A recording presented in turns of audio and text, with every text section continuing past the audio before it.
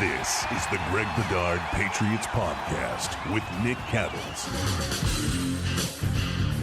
You are listening to the Greg Bedard Patriots Podcast with Nick Cattles, part of the CLNS Media Network. This episode is brought to you by Prizepicks, largest daily fantasy sports platform in North America.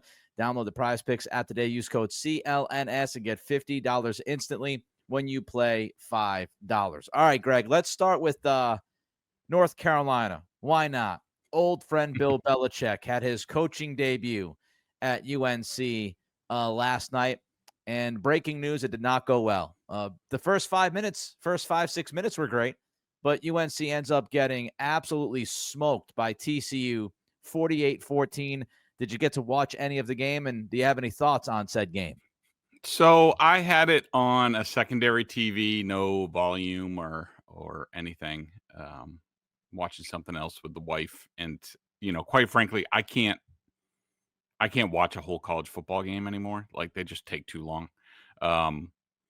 It's almost like the NBA for me. But yeah, I was watching with interest. I had a good one eye on it. I thought, yeah, they looked really sharp, went right down the field, and then it was all downhill from there after both teams had one possession. Look, these are sort of my thoughts, and this is also going to go for the NFL in week 1, and whether if the Patriots lose to the Raiders, the Patriots beat the bag out of the Raiders, like, just to let you know in advance, like, I'm not going to overreact to it. Even if they lose, like, the sky's not going to be falling. I think college football is even more unpredictable when it comes to opening weeks, and I think Belichick is in a more unique position than most because he added like 70 players to this roster this year. I mean, they completely turned over the roster, and you look at TCU, under Sonny Dykes, who's a really good coach, has been for many years. They have a lot of continuity on their team, and I think those are the teams that are going to have an advantage, especially in the early going. I never thought that it would be that bad for the Tar Heels. I thought that I thought defensively they would have a little bit more. I do wonder if that coaching staff and Steve and Brian are on it. How much of an adjustment is it going to be in terms of the college style of play, the wide hash marks, like, all that stuff, muddle huddles. I have questions about that. I did find it interesting that Bill in his post-game press conference, which I did watch because I did want to see it, which was basically like a lot of uncomfortable press conferences that we've had in the past couple of years with Bill Belichick. I did find it interesting that he said something to the effect of, we're better than this. And he's a guy who knows his team very well. And so I definitely took note of that, and I believe him. And also the other thing is, before everybody gets all giddy and buries UNC, they have a very easy schedule this year. They don't play the cream of the crop in the ACC. Really, Clemson is the only team, I think ranked team or something along those lines, that they play the rest of the season. I don't know whether they play Miami and Florida State and those teams. I heard some discussion about it last night. But, I've learned, and again, he doesn't have Tom Brady, and a lot of people are going to jump on that. I understand that. But I've watched Belichick, for way too long to bury him after 1 week, after 4 weeks, that type of thing. So I'm not going to overreact. I'm not going to get giddy. I'm not going to laugh at Belichick. I don't think there's anybody better at coaching up a team as the season goes along and getting them to improve. So, a little stunned by the result. Didn't think it would be that bad, but in hindsight, I don't think it's that surprising with the turnover that they have. Yeah, I agree with most of what you said. I will say, Steve Belichick, of course, was with Washington last year as the defensive coordinator, so he should have some idea of the college game and some of the changes that need to be made from the NFL level. We'll see if it continues to unfold this way. It was worse than I thought, worse than I anticipated. I did not think UNC was going to be TCU. But, to get humiliated at home was certainly a way to start the season. And I'm rooting for Bill. And I know some people are still hate watching Bill, and I'm rooting for him. I've said that from the very beginning. I hope he has a good season. I hope he has, the opportunity to go out on top as coach, as the greatest of all time, and end his career on a higher note than he did with the Patriots. I will say, obviously, the optics, when you go all in like UNC did last night and you get humiliated to the point where your fans are leaving the stadium halfway through the third quarter. And, the first drive, it was like, oh, the pomp and circumstance. ESPN was dry humping it so hard. Like, oh, there's Michael Jordan, and there's Lawrence Taylor, and there's Randy Moss with Jordan Hudson, and it's like, okay, great. Roy Williams is very happy with the first touchdown they scored. And then it's like, once you start pumping that and things go off the rails as bad as they did, it just makes it feel and look worse. And what also makes it and feel look worse is when you have Bill Belichick at a post-game press conference. I have no idea whose idea it was with the balloons, but did anybody think, hey, what if we lose, let alone get stomped? We have Bill Belichick at the podium with balloons like it was like he was at the prom. I don't understand it. And it made it look worse. It looked like they were having a coronation, and Belichick's up there talking about how they just got buried. So I would scratch the balloons. I would actually pay a little bit more attention to the football and try to settle things down before throwing parades. Meanwhile, Kendrick Bourne, Matt Mayoko, out there in the Bay Area, very good at what he does. Reported today, Greg, that the 49ers actually gave Kendrick Bourne a quote-unquote formal offer. Bourne was out there on Monday visiting the team, but they could not agree, apparently, on the terms. And so Bourne is now visiting Washington. Your thoughts on that? Yeah, I think it's interesting from the aspect that Kendrick is learning his value. And I think there were reports around here that Kendrick Bourne, the Patriots asked him to take a pay cut or something along those lines, and he balked at it. Now he goes out to San Francisco and he gets an offer that he doesn't love. Now he's going to go to Washington. I mean, I'm all for guys making as much as they can, football players for what they do. But I think that this is a bit of a wake-up call for Kendrick Bourne and how he's viewed around the league. And I mean, maybe he thinks that offer is still going to be there. I don't know why he wouldn't take it, because it's a place he's familiar with. It's an offense that he's familiar with. He knows he's going to be productive in it. People like him out there. Now you go to Washington, maybe something happens. Cliff Kingsbury's the offensive coordinator. Yeah, I just I think Kendrick needs to realize, like, he doesn't have much value around the league, and he better find a place soon, or I don't know if this seems like now. I mean, he's not. I mean, I guess he could sign for week one. But now we're getting into a circumstance where he might be one of these veterans that signs after week one and his contract's not guaranteed, as a vested veteran. So a lot to consider for Kendrick. Interesting, when you look at the value of him, or the lack thereof. He had an ACL in 2023, did not have a great season last year. You could blame some of that, obviously, on coming back from the ACL. You can blame it on the Patriots situation itself, but he just turned 30. It's like you're 30. The last 2 years really have been pretty much a waste. I mean, you can go back to actually 2021, where he had a good season. He started off pretty well in 2023 before the knee injury, but of course 22 was a waste with Matt Patricia. So it's not like he's been a consistent, productive receiver in the league since 21. So I don't know if he's getting bad advice. I don't know. But I do think Washington could be a good opportunity for him, because beyond Terry McLaurin, it's not like they have a ton on that roster. Yeah. So maybe he could fit there with Jaden Daniels. But, interesting decision by him. Christian Gonzalez, Greg, still MIA in practice. We talked about this late last week, and I think both of us looked at it and said, well, if Christian is not at practice on Monday, then you start to get worried about his availability on Sunday against the Raiders. I'm there. Are you there? Yeah, for sure. And it's a worry because, as we've sort of talked about, um, it seems like I'm different than a lot of people around here where I actually have a lot of questions about this defense and how good they are going to be exactly. And I think I think we all know this is blatantly obvious that if this defense is going to be good and sort of, carry this team for a bit until the offense and Drake May get their footing in the new scheme and all that stuff, the defense is going to have to be really good, and that's you're going to need your best player, Christian Gonzalez, who might be probably the best player on the team overall at this point, and not to possibly have him week one.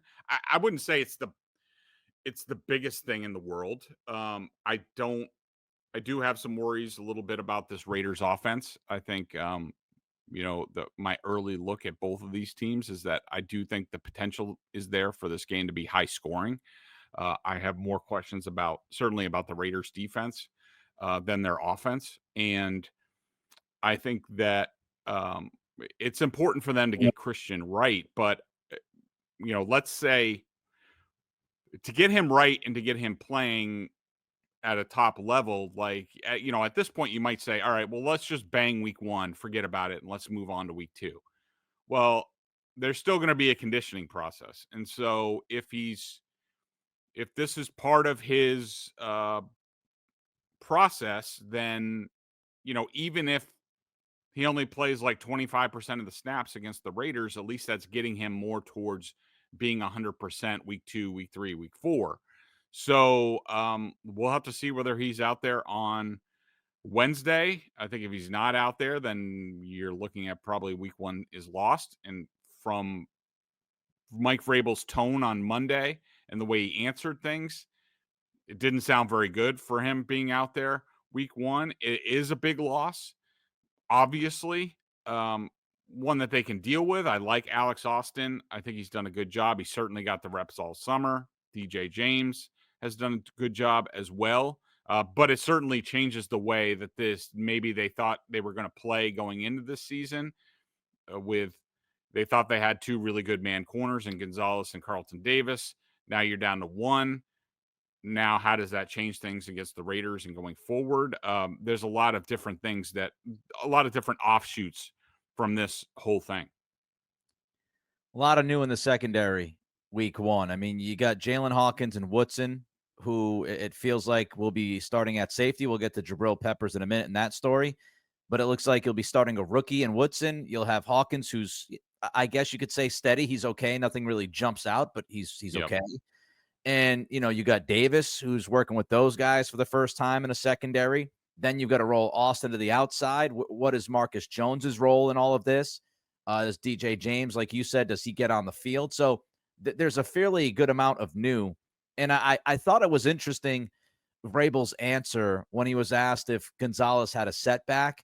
It sounded like he wanted to go there and then stopped himself. And I don't know if it was a setback.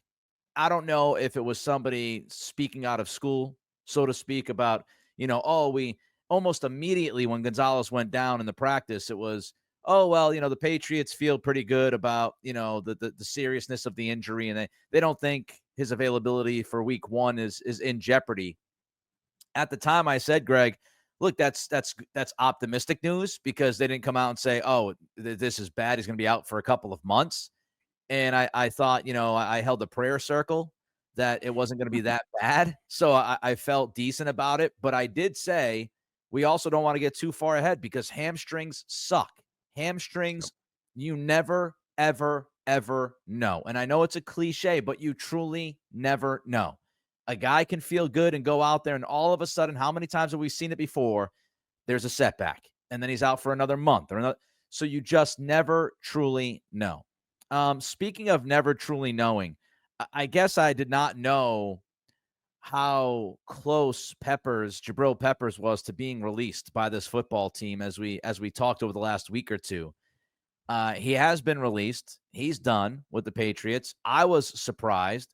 I was very surprised by the timing of it. Of course, Vrabel shot down the whole scheme fit idea with the media yesterday. What did you hear about the situation? So my understanding is that, and you often get this, and I think they let it play out. And now looking back in hindsight, remember the last preseason game, Jabrill Peppers was out there, and it was, Mike Vrabel just said they wanted to see him next to Woodson. They hadn't seen that a whole lot this summer. Now looking back in hindsight, with given hindsight, um, that was obviously sort of a tryout for Jabrill Peppers. Yeah. We just thought it was all right. These guys need to play together. Peppers had missed. I think he missed the second Vikings joint practice and also the preseason game out there. And so they wanted to see and really contrast it to Jalen Hawkins and maybe some other people like Kyle Duggar and Del Pettis who are still on the team. How does it look? And what I was told is that they let. I do give them a little bit of a credit that they let it play out. Now the timing probably isn't ideal. You think that maybe you could get something in a trade for a guy like Jabrill Peppers, but they did let it play out, and which I liked. And at the end of the day, they just thought that that he was not going to be. Maybe Duggar played his way ahead of Jabrill Peppers. They thought that at best, Peppers was going to be a 3 or a 4 safety, considering what he makes.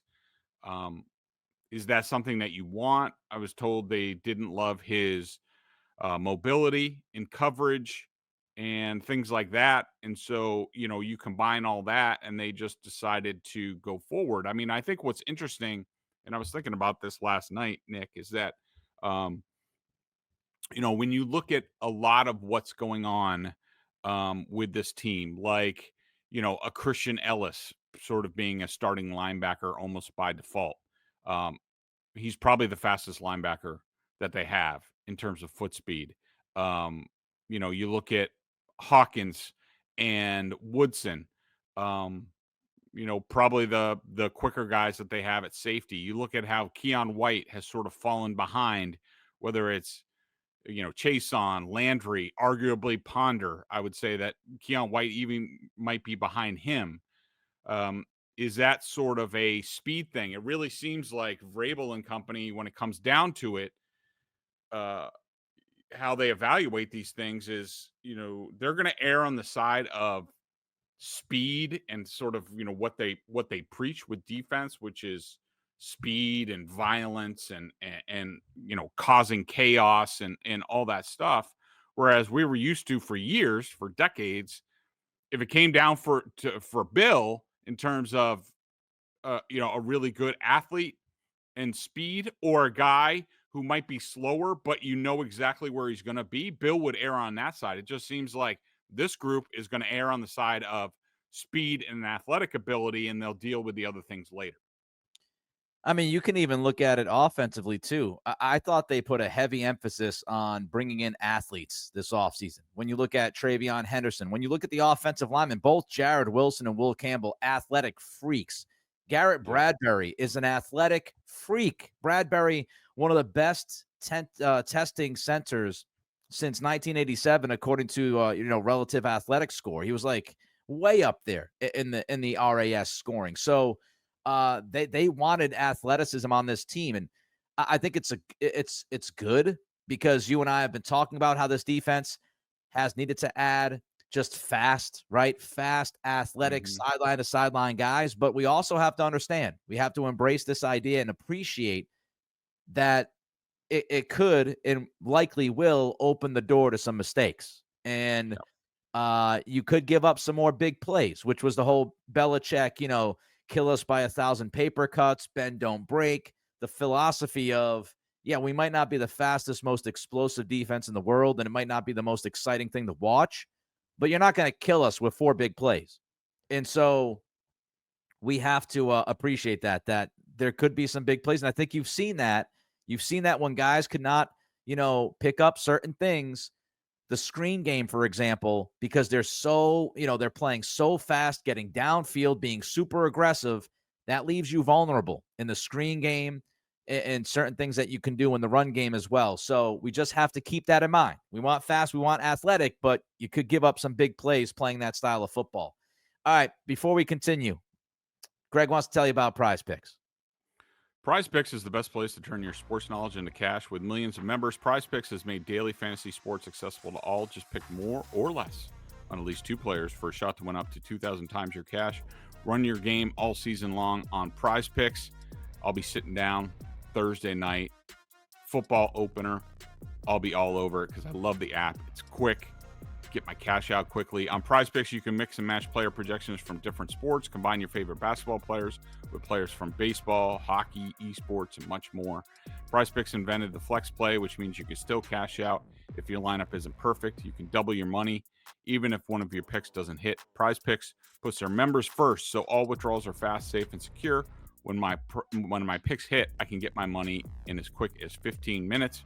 Prizepicks also offers weekly promotions that can lead to big payouts like Taco Tuesday. That's today. Each Tuesday, Prizepicks discounts select player projections up to 25% to provide even more value for your lineups. Download the app today and use code CLNS to get $50 instantly after you play your first $5 lineup. Again, that's code CLNS to get $50 instantly after you play your first $5 lineup. Prizepicks, run your game. Don't forget, for those listening, we ask that you subscribe to the podcast, like, and leave a review. For those watching the show on CLNS, go ahead and hit that like button and subscribe to the Patriots Press Pass YouTube channel, where you can find our show and a lot of other great Patriots content. Also, please make sure to turn on your notifications so you know the instant a new video drops. And if you want even more of the big boy, Mike Giardi, $50 for the year at BSJ. They are tag teaming the Patriots coverage with film and the best sources around. Let me ask you about Micah Parsons, because it was obviously and still is really the biggest story in the NFL, Greg, over the past few days. Mike Vrabel went on the Greg Hill show this morning on WEEI, and he was asked about Parsons, and the gist was it wasn't the right time. We want to focus on draft and development. Do you agree? If you were the Patriots, Vrabel said that they did not invest a lot of resources or time in the idea of Parsons. Would you have invested more time, and would you have entertained the idea of making that deal? No and no. I would, even though I applaud due diligence and all that stuff. And I guess I would, make the call to be like, so what's the territory we're talking about here? What's the vicinity that you guys are looking for Parsons, just to see? Maybe all of a sudden they were offering a discount. I don't know. But in general, no, I would not have really considered this at all, because this Patriots team, if we've learned anything about why they are where they are, it's because they could not draft and develop, and they swung and missed on way too many drafts. They have squandered way too much draft, sort of value. And this team they could not afford to ship off 2 first-round picks. They need those picks. They need to hit on those picks, and they need those players in 2-3 years to be playing meaningful snaps. And that's how you get good. That's how the Packers get to a place. I mean, mostly they're homegrown. They've signed some guys in recent years to sort of, plug holes or put them over the top, whether that's Xavier McKinney, Josh Jacobs. They're at a point now where they are borderline Super Bowl contender, and they can go out and make this type of deal. And the Patriots aren't remotely close to that. And so for that reason, I wouldn't have even bothered making a call, because that's not where this program is right now. I would have absolutely made the call. He's 26 years old, which I think changes your math a little bit, at least in my opinion, because he should be a part of your program for the next 6, 7, 8 years. You're not dealing for somebody who's, closing in on 30. So I would absolutely look at that. I would also say that, yeah, it's 2 first-round picks, but the way I look at these types of deals is it's really a 1 first-round pick, because what you're doing is you're replacing your first-round pick in 2026 with Micah Parsons. And I would rather have Micah Parsons than anybody in next year's draft. I don't care. Anybody. Any single person in that draft. I don't even have to watch the college football season, and I want Parsons over anybody you can get in that draft. So if we're talking about a 2027 first-round pick, I think I'd be willing to give that up because I would hope, if you're Mike Vrabel, that you're in the place to actually compete and maybe make a playoff run by 2027, and you might not need that draft pick as much as you needed it this past year. So I would have entertained it.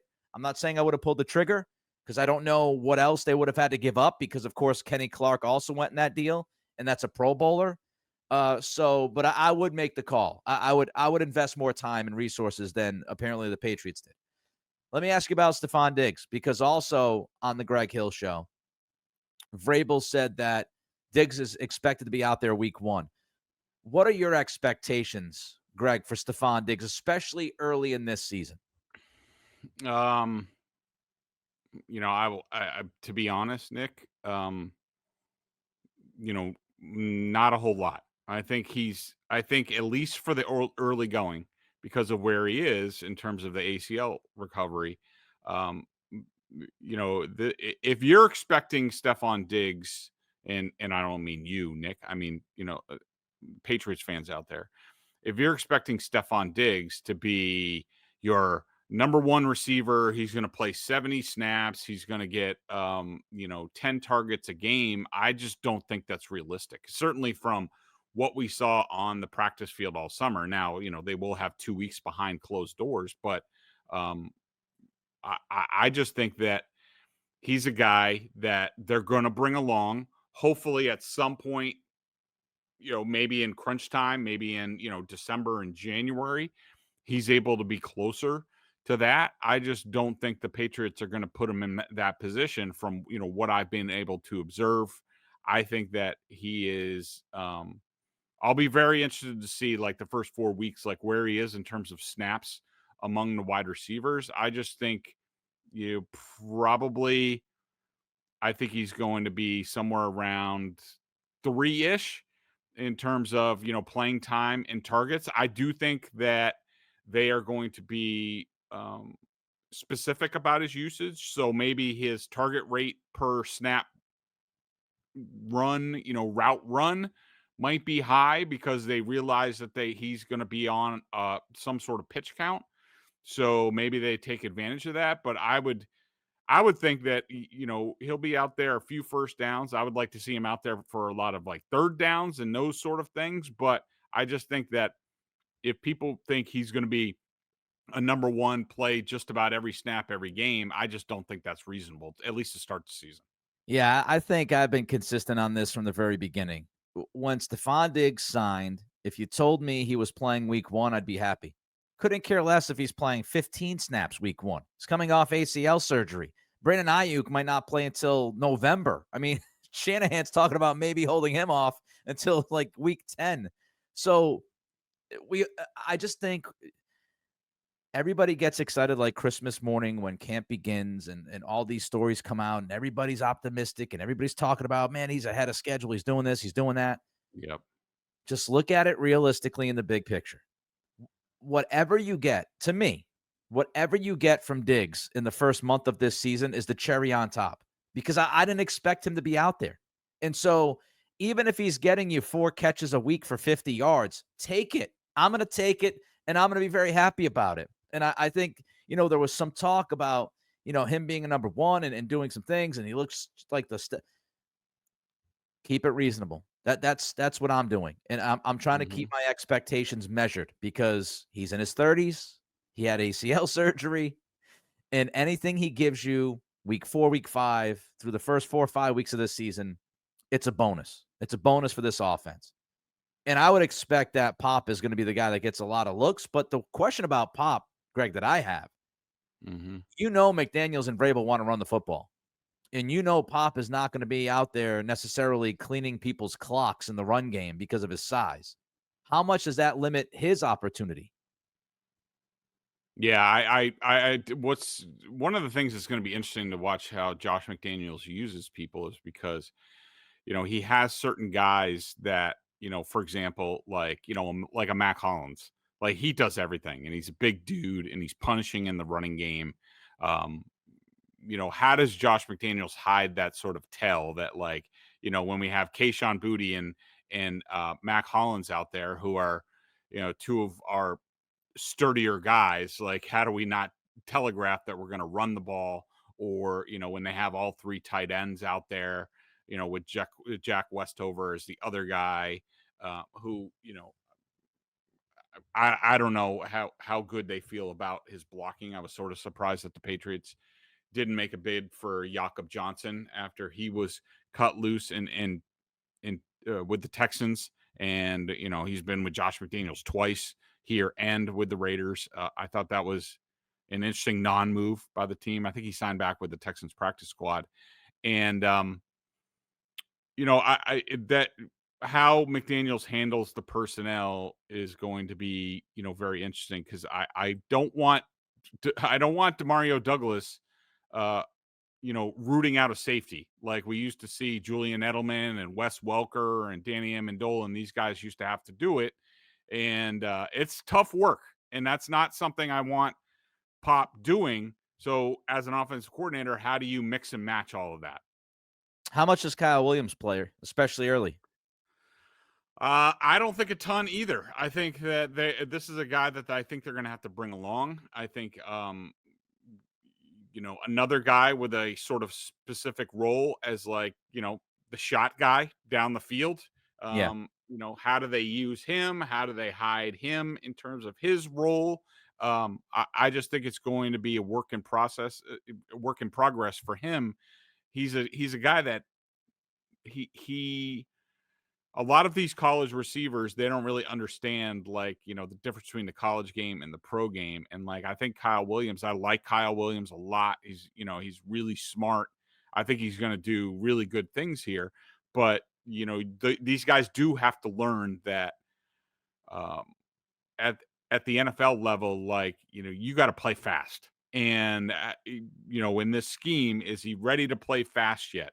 That's always been a point of discussion with young receivers in this. I mean, I fully expect at some point he's going to be that guy, but he's another guy that I don't think is going to have. I'm sure there's a lot of fans out there who think, Kyle Williams is really going to hit.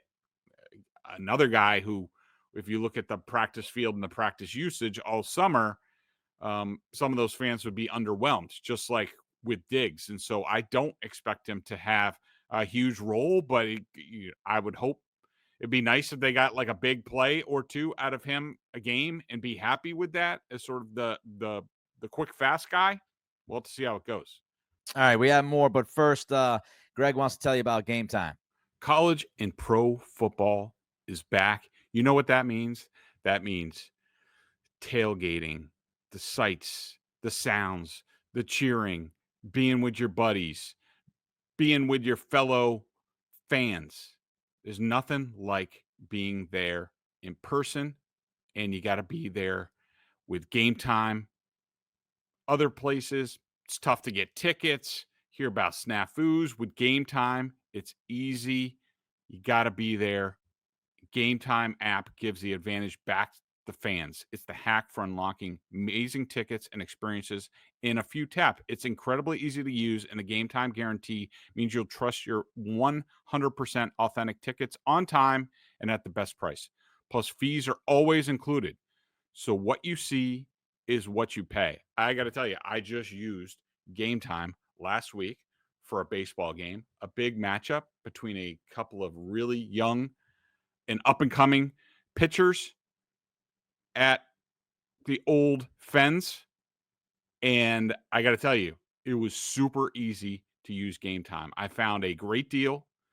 I was right behind home plate, about halfway up underneath the awning in case it rained a little bit. And I had a great view for a great pitching matchup. It was awesome. Game Time was incredibly easy to use.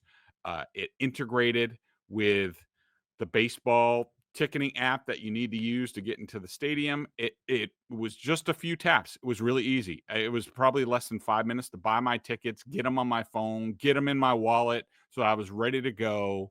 me and the wife, we had a great time, and we did that with Gametime. Remember, fees are included. Know your total up front with no surprise fees at checkouts. You have zone deals, save even more when you choose a section and let Gametime choose the seats.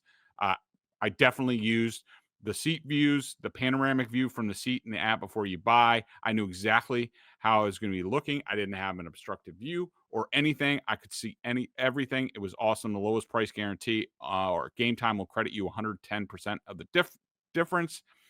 And Gametime ticket coverage. Your purchase is covered with the most flexible customer service policy in the ticketing industry. Take the guesswork out of buying college football tickets, pro football tickets, baseball tickets with Gametime. Download the Gametime app, create an account, and use code CLNS for $20 off your first purchase.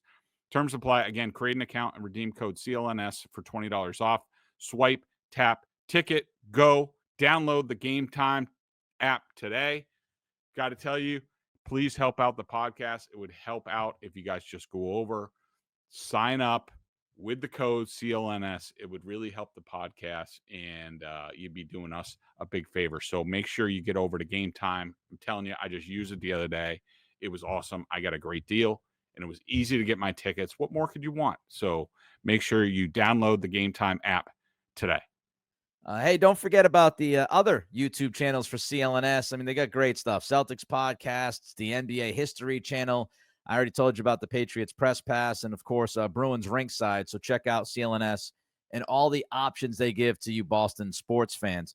And don't forget to download the Prizepicks app today. Use code CLNS. Get $50 instantly when you play $5. Just a couple of quick ones for you, Greg.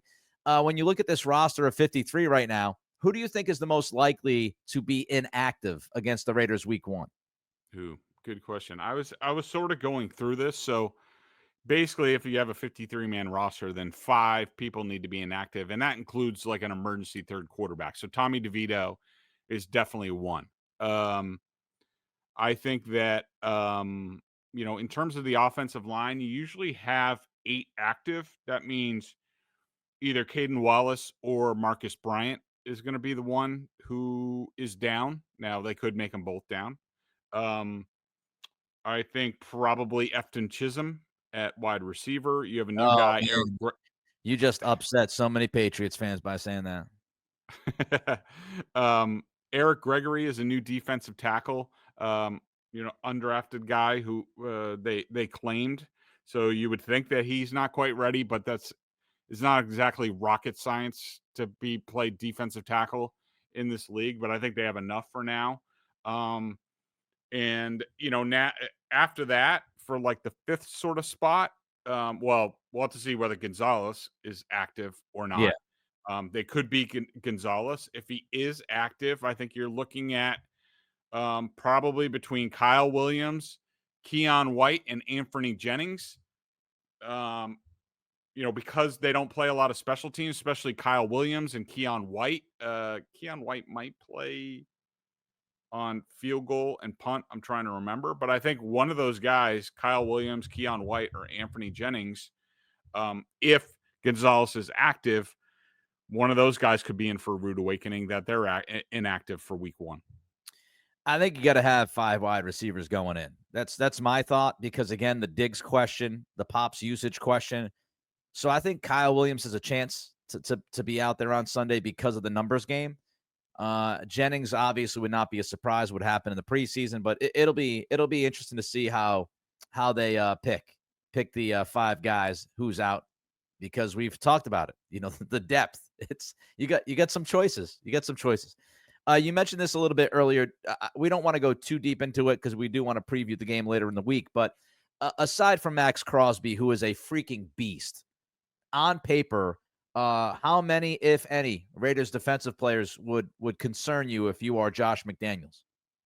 Not many. I don't think that the Raiders defense is very good at all. I mean, look, I would say they're edge guys because where the Patriots are with Will Campbell and Morgan Moses. And remember, Max Crosby, there'll be a lot of discussion about Max Crosby this week. Remember, and we'll see how this season goes, but traditionally he lines up like 95% of the time over the right tackle, not over Will Campbell. He does it occasionally.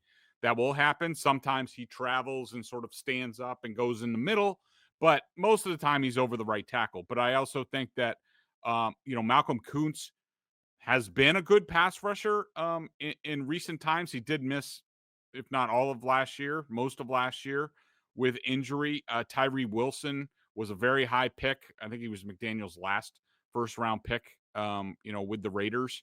I want to say he was like top 3 or 4. I've heard good things coming, out of Vegas with him, but old friend Adam Butler's there on the defensive tackle.